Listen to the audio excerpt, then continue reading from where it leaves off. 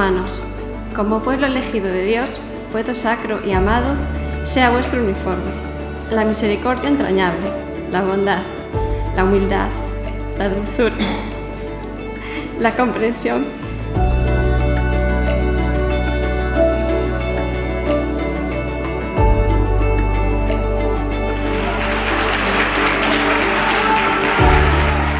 En su casa habrá riquezas y abundancia, su caridad es constante sin falta.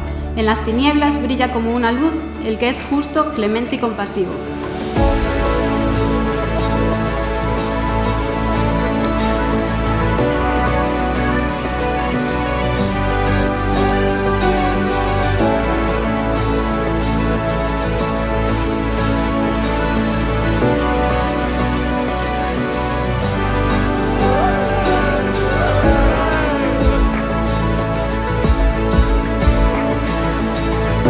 Yo, Marcos, te quiero a ti, María.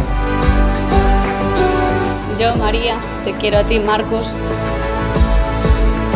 Me siento feliz estar presente en esta maravillosa boda y os deseo toda la felicidad del mundo.